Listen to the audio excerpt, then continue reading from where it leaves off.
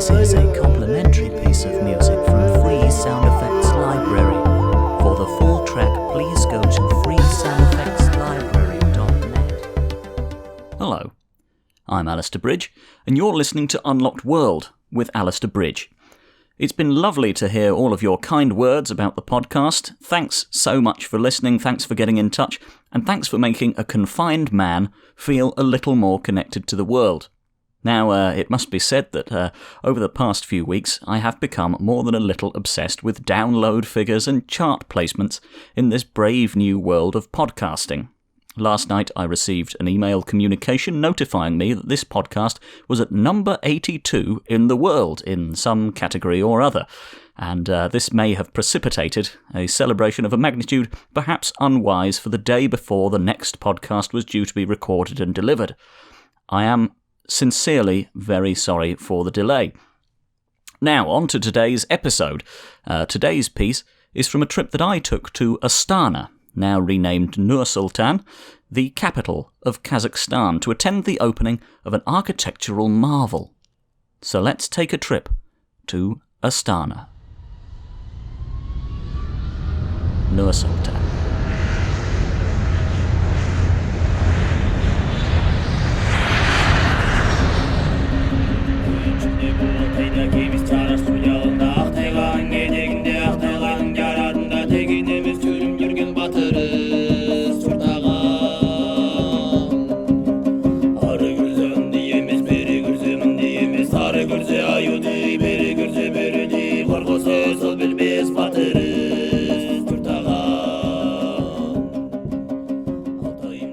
Upon realizing the breadth of his domain, Alexander the Great is said to have wept, for there were no more worlds to conquer. I imagine that this too is how Nursultan Nazarbayev, the president of Kazakhstan, felt upon the completion of the Khan Shatyr, the world's largest tent.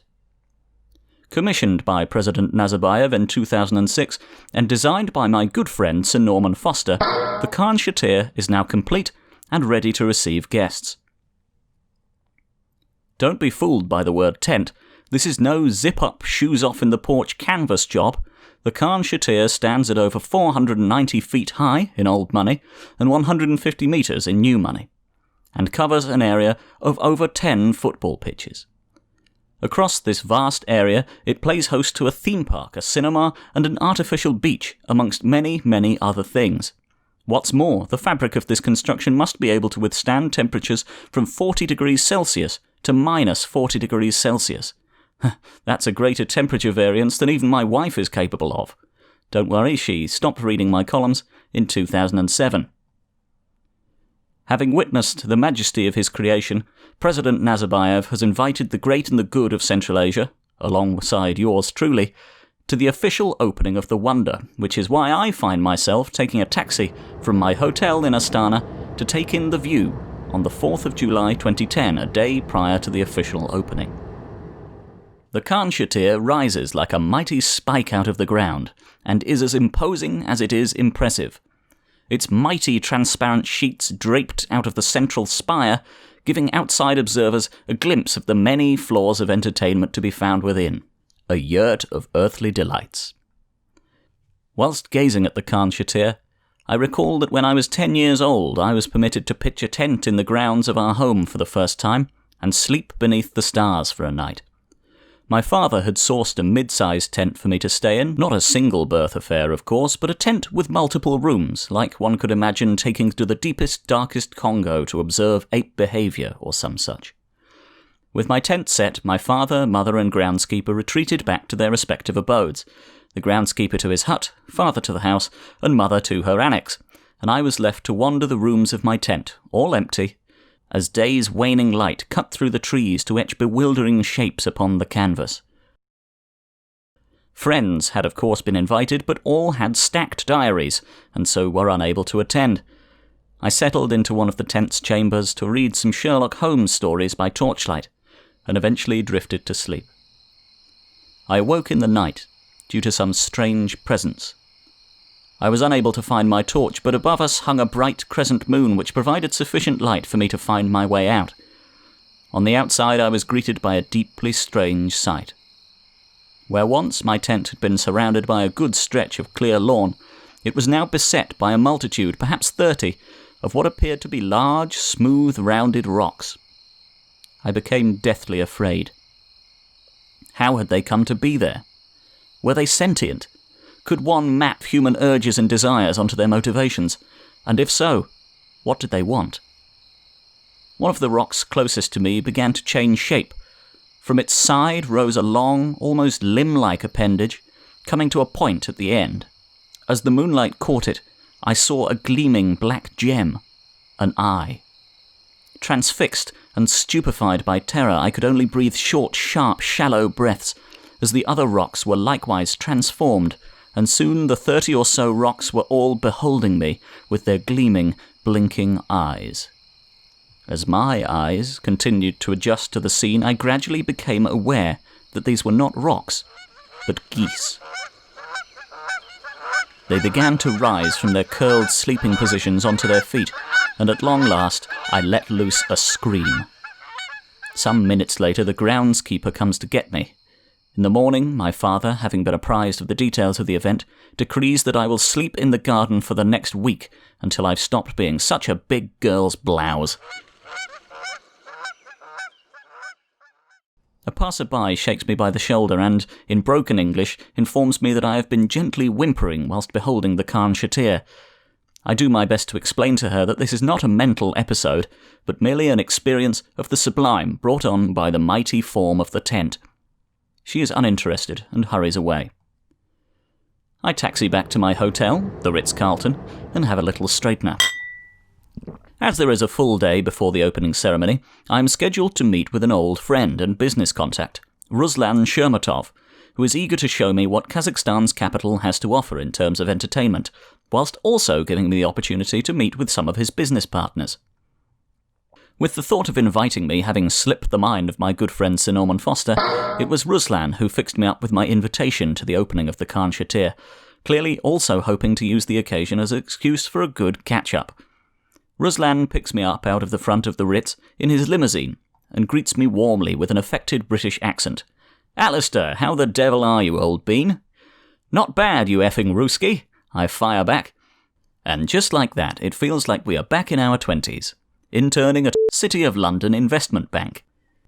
First, we stop at Resto Bar, a gastropub type affair in the centre of town, which is a delight with its tasteful furnishing and blandly inoffensive mural. Here we are joined by Ruslan's associates. Timur, an Uzbek with whom Ruslan is working to improve trading relations between their two nations. Azizbek and Balta, who are both on the boards of large mining corporations. Sanzar, whose role is not immediately obvious, but who is very large. And Edward Walbeck, who is attached to the embassy here in Astana. Edward and I recognise one another as we have attended a few British Kazakh society dinners back in London, and he is initially wary of me due to some past indiscretion which, whilst it clearly has made no impact on me, has been seared into Edward's mind quite deeply. By way of apology I say, "No hard feelings, old fella," slap him on the back and offer to buy a round of drinks. "Swizindardin dongalegi," I shout to our waiter, having done some rudimentary research on the Kazakh language. The waiter looks at me, incensed, before Ruslan has a brief chat in Kazakh, and the waiter smiles and leaves. Ruslan turns to me and explains that, although I have attempted to say a round of drinks, my pronunciation was so bad that our waiter had assumed that I was attempting to curse her. At this point a round of vodka is served. I grab mine, shout "Salim," and knock it back. Ruslan gives me a look that is somewhere between withering and pitying, but is soon in a jovial conversation with Timur. I eavesdrop a little as I wait for our next drinks, and must confess to finding it a little difficult to pass. Timur, it turns out, is big in Uzbek cotton manufacture, and Ruslan is jokingly asking how the slaves are. As Timur sees my loitering on the outskirts of the conversation, he looks a little chastened for reasons which are unclear to me, until Ruslan explains that the Uzbek cotton industry is presently the target of pernicious and wholly false rumours around the majority of its labour force being comprised of child slaves. I make a mental note to call my accountant and divest my portfolio of any Central Asian cotton interests on my return home, before realising that if one were to take such rash action every time one heard about cultures of negligence, racism or child slavery in one's stock, there would be very, very little left to invest in. Flicking through my mental Rolodex, I mentioned to Timur that I happen to have a friend who runs a consultancy back in London who is perfect for this sort of thing, and that I can put them in touch. I am unsure whether the word greenwashing is necessarily appropriate when that which is to be washed is child slaves, but my meaning seems to be conveyed. Timur seems pleased, and more drinks arrive. By the end of our stay in this bar, I have agreed to invest in Balta and Azizbek's respective mines, after they have given me assurances that the safety of workers is never put before the bottom line, and promised to lobby for the twinning of Astana with Liverpool. We move on, again in Ruslan's limousine, to a bar of which Ruslan is an owner, which he has asked me not to name for fear of reprisals. Some hours pass, and much drink is drunk. By 1 a.m. we are back at Balta's mansion and playing poker. I must confess to being a little in my cups by this time, and my bets are becoming a touch extravagant. All in! However, my erratic play is working in my advantage, and I bully Balta out of a monstrous pot, with nothing more than an off-suited 3 and 9. Balta is incensed by my gloating. "Get this piece of shit out of my sight!" he shouts, in a tone which I am forced to concede is genuine frightening fury. Soon we have all been chased out of the house, and are roaming the streets of Astana in high spirits, having swiped a few bottles of booze from Balta's bar before leaving. At this point, Walbeck announces that he knows where these sort of nights go with me, and that he is having no part of it. He summons a diplomatic car and heads off into the night. We brand him a coward and drink deeply of our bottles. Our rather circuitous route back to my hotel, where I have promised to lay on some entertainment, provided that I am given the correct phone numbers, takes us across the path of some policemen on patrol. I am amused by the size of their hats relative to their heads. I ask Ruslan how to say "pin-headed pigs in big balloon hats" in Kazakh. Ruslan, perhaps unwisely, informs me. Whilst the alliteration is lost in Kazakh, I proceed to shout a butchered approximation of the phrase at the policemen. Understandably, they are angered. I would like to take this opportunity to apologise to any members of the force reading this. I have the utmost respect for the boys in blue who do a tough job in difficult circumstances. An argument erupts, and there is a good deal of shouting. Sanzar, who up until this point has drunk constantly but remained largely mute, steps forward and reveals himself to be from the Kazakh security services, draws a pistol and fires a round into the air. He advises the policemen to ignore us if they value their jobs. The police are quick to comply, turning their backs and walking the way they came. But I am in a petulant mood and chase them for a few metres, demanding to be arrested before laughing and falling over. What are you going to do? Arrest me? With the big silly hat. My friends judge that it is time to get me home and dry me out ahead of the grand opening. The next day, it feels very hot, and I stand under the shower blasting cold water for 45 minutes. I realise that I have not brought anything that screams both formal occasion and suitable for heat. I make the very best of a bad situation, and wear shorts, a linen shirt, cufflinks, and a British Kazakh society tie. I arrange a cab to take me from my hotel to the Khan Shatyr, but by this time I am running very late. Upon arriving, matters are not helped when it emerges that the security checkpoint through which I must pass is staffed by the 2 policemen whom I had goaded the night before. They quickly recognise me, and without Sanzar around, are emboldened. Making sure that I notice them fiddling near their firearms, they force me to find my Kazakh phrasebook in my bag and look up the Kazakh for sorry. "Kishiriniz," I say. They pretend not to hear me. I repeat myself, but one of the policemen makes his radio make a loud, alarm-style noise. I say it again, however this time my apology is obscured by an exaggerated coughing fit. Exasperated, I shout, "Kishiriniz," at a moment where all the hubbub around us has died down to nothing. My apology echoes around the large plaza in which the Khan Shatyr is situated. "Kishiriniz! Kishiriniz! Kishiriniz!" It feels like everyone in Kazakhstan is looking at me. I blush. The policemen laugh. One of them snatches my phrasebook off me, flips through it, finds what he is looking for, and calls me a prick, before thrusting it back into my chest. By the time I am inside the tent, I have missed the headline performance from Andrea Bocelli. I seek out Ruslan, whilst keeping an eye out for President Nazarbayev, who I'm keen to see in the flesh. I locate Ruslan around the model dinosaur park. In jest, I ask him where the old dinosaur is, referring to Kazakhstan's first and only president.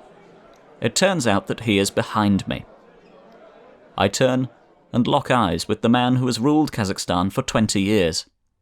It is fair to say that he is not best pleased. I am almost dragged off by the president's security detail, but Ruslan steps in and states that he will deal with me himself. He frog marches me from the tent and into his limousine, which has been parked nearby. Ruslan is white as a sheet. In a tremulous voice, he instructs his driver to take us to the airport.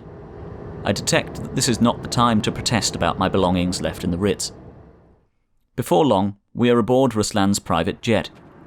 The flight time with a refueling stop is 11 hours, but impressively, Ruslan is able to avoid exchanging eye contact or words with me for the duration, and I busy myself with the on-board bar. At UK Customs, I am permitted to enter, but it appears that Ruslan is not so fortunate. Until next time, I say, unthinkingly. I do not anticipate that there will be one, says Ruslan, melodramatically.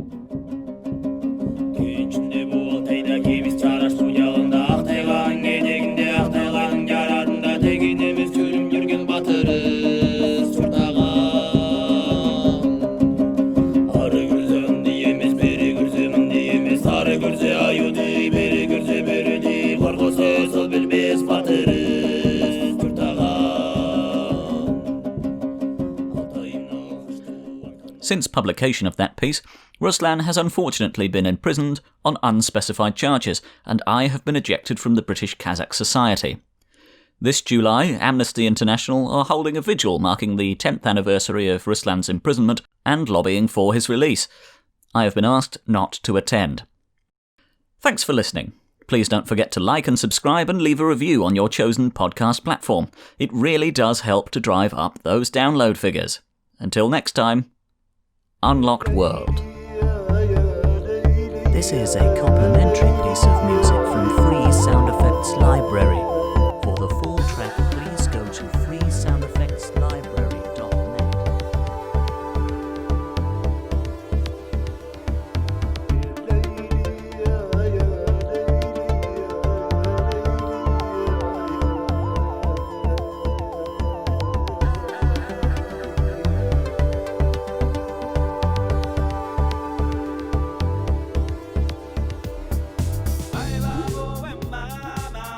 This is a complimentary piece of music from Free Sound Effects Library. For the full track, please go to freesoundeffectslibrary.net.